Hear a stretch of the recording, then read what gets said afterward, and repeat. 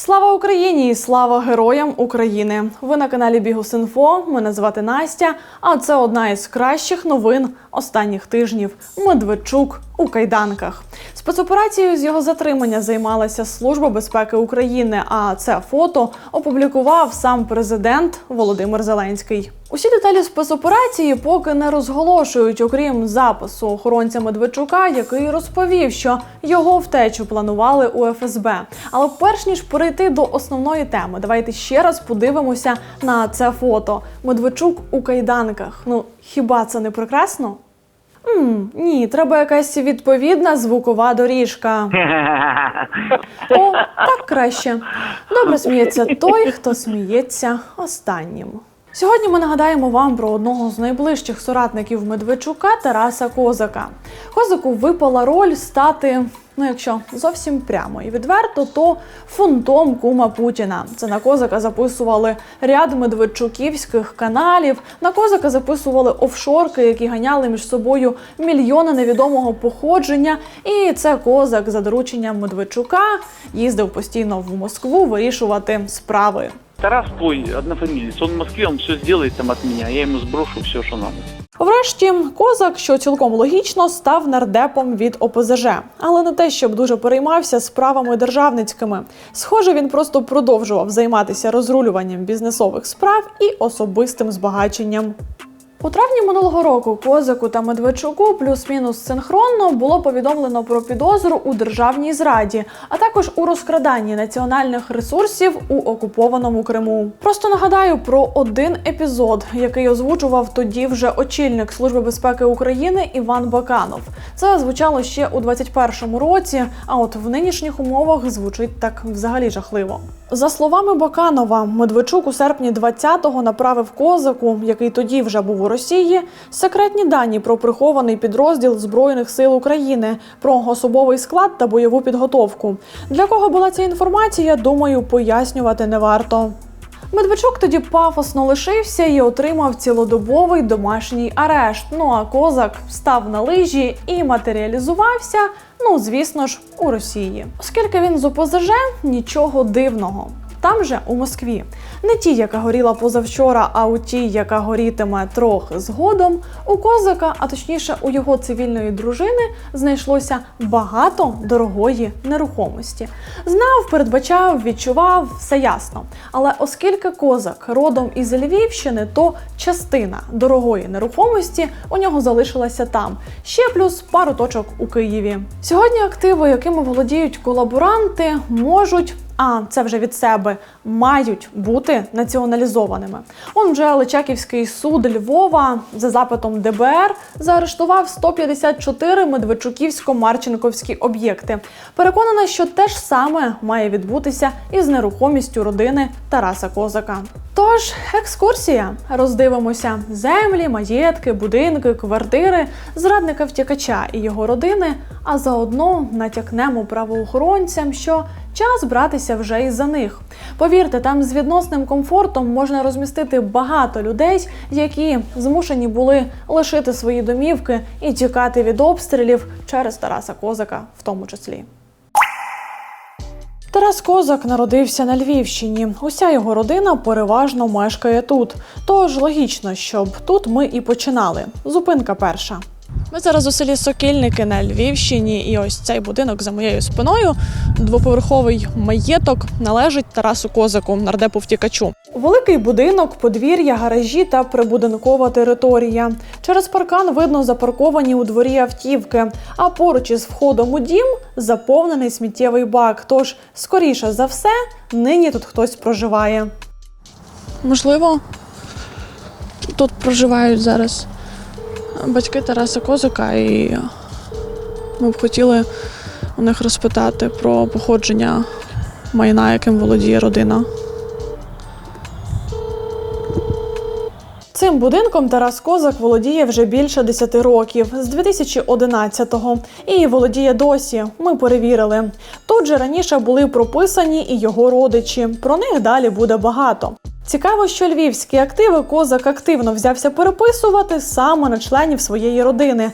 В першу чергу на маму. Зовсім нещодавно, минулоріч, якраз в розпал санкційної історії. Про це тоді писала наша Мар'яна Сич. Ну а поки що зупинка номер 2. На цій же вулиці, буквально через кілька будинків, є ще один маєток, дуже схожий на попередній за стилем будівництва. Паркан, дах, стіни – все ніби зроблено з однакового матеріалу.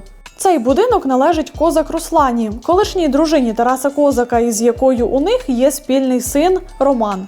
Сам Козак, коли перебував у Києві, мешкав ось тут, у цьому будинку на Оболонській набережній, а орендував цю хатинку він як дивно, у компанії Медведчука.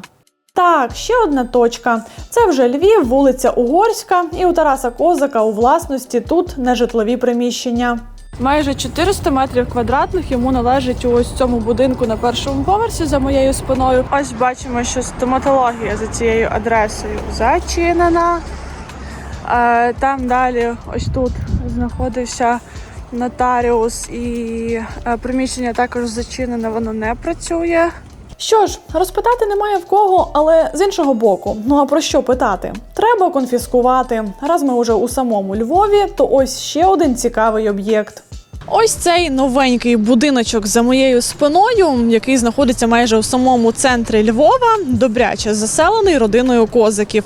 Усього родина володіє тут 3 квартирами, 4 паркомісцями, а також 2 підсобними приміщеннями, записаними як комори. Квартира та паркомісце тут належать Роману Козаку, сину Тараса Козака. Ще одна квартира та ще одне паркомісце у власності мами Тараса Козака – Софії. Тут же володіє квартирою, 2 паркінгами та 2 коморами і його брат Богдан. На сайтах продажу вказано, що станом на 3 роки тому квартири у цьому будинку коштували від $140 тисяч. Свіжішої інформації нині немає, але щось мені підказує, що нерухомість у Львові зараз, точно не подешевшала. Родина Козака придбала квартири тут майже одночасно, у 2017 році. Час розказати більше про вже згадану вище родину. Брат Богдан. Менш медійний, заточений під бізнес, але бізнес цей в основному такий же медведчуківський. Знову ж таки, ще влітку наша журналістка Мар'яна розповідала, що Богдан Козак світився у кількох десятках компаній, половина з яких ще тоді, у 2021 році, потрапили у санкційний список. Чому? Бо частками з них володіли компанії Оксани Марченко. До речі, частина з цих компаній володіла сотнями тисяч гектарів землі на Тернопільщині та Франківщині. Цей факт дуже красномовно свідчить, що у родині Козаків не лише Тарас займався збагаченням і процвітанням ворога. Цікаво, що Богдан Козак мав справи із братом Медведчука Сергієм. Якось вони загралися в обмін братами чи що, але нехай. Богдан Козак та Сергій Медведчук заснували ще давно київську компанію «Укрінвест Лімітед», а не так давно вони ж були засновниками теж київського «Експоненту». Це бізнес, великий бізнес. Про нього трішечки згодом, а зараз повернемося до мами Тараса Козака. Це дуже колоритна жінка і з нею варто познайомитися окремо.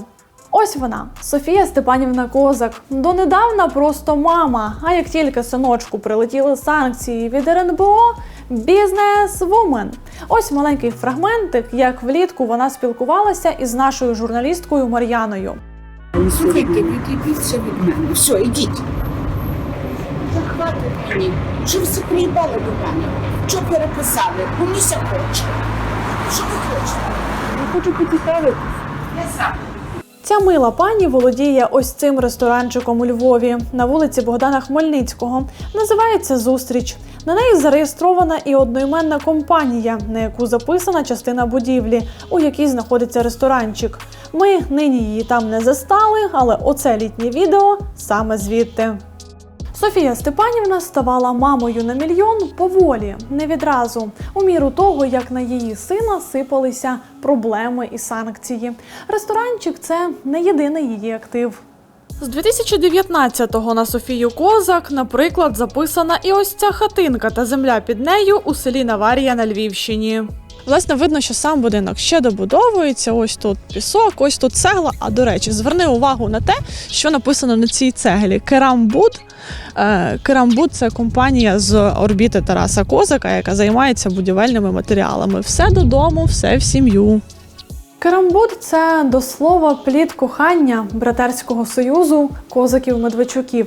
До них ми ще повернемося, а зараз хочеться детальніше про цей будинок.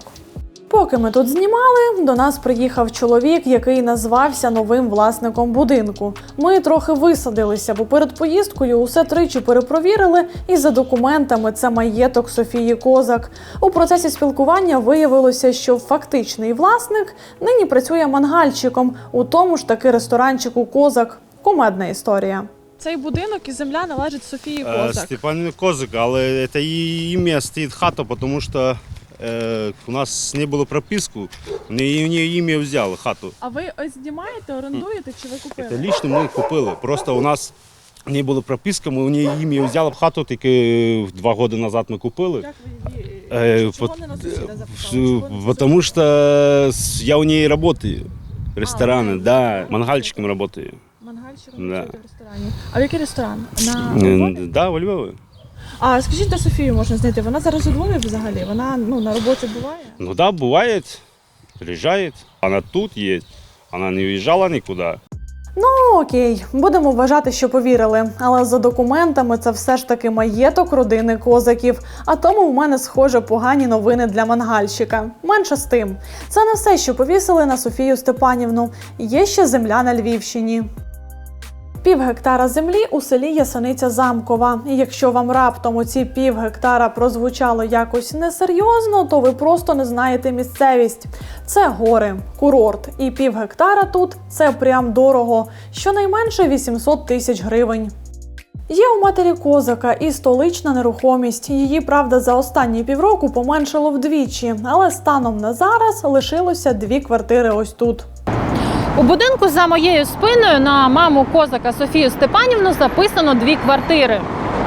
26 лютого у цей самий будинок влучила російська ракета. Кілька квартир на верхніх поверхах зруйновані вщент.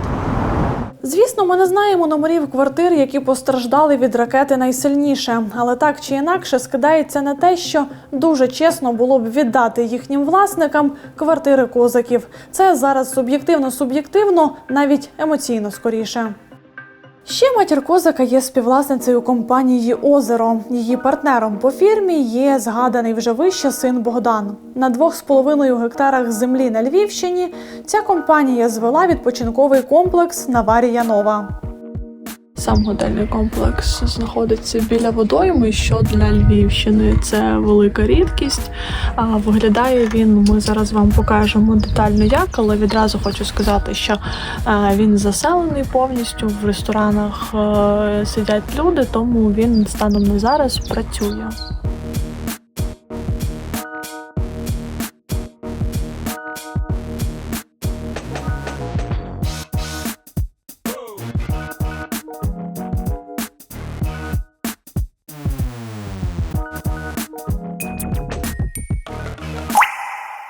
Так, знову до брата, точніше до брато-медведчуківського бізнесу. Керамбуд, нагадаю, це спільна фірма Сергія Медведчука та Богдана Козака. І у цієї спільної фірми чимало спільних активів. Це село Галичани під Львовом. Тут розташований завод, який виробляє цеглу та інші будівельні матеріали. Усе це належить Керамбуду. А це центр Львова, проспект Шевченка. Майже 250 квадратів нежитлових приміщень у ось цій будівлі теж записані на Керамбуд. Це дуже дорогий актив. Таке тут нині коштує орієнтовано 700 тисяч доларів. Це дуже хороший внесок на рахунок Збройних сил України може бути. Солідний. З Керамбудом розібралися, повернімося особисто до Богдана Козака. Про квартиру, 2 паркінги та 2 комори у будинку на Глибокій ми вже розказали. Але це зовсім не все, що є. Богдану Козаку належить іще одна квартира у Львові, у житловому комплексі «Добра оселя». Ціна за двокімнатну тут стартує від 100 тисяч доларів. А це Личаківський район Львова. Богдан Козак володіє тут будинком, який придбав у 2020 році. Йому ж належить і земля під цим будинком. Дивися, отут, якщо піднятися трішечки вище, то видно, що на території закритого котеджного містечка знаходяться приблизно однакові будинки. Вони всі мають однаковий номер, 25-й, але вони мають різні літери. Тож підозрюю, що будинок Богдана Козака – це ось той третій будинок, тому що він має літеру В. Територія закрита на вхід. Заїхати можна лише машиною. На дзвінок до охорони нам не відповідають. Ну, якби я зараз, врятуй Боже, охороняла майно Козака, то теж, мабуть, не відповідала б.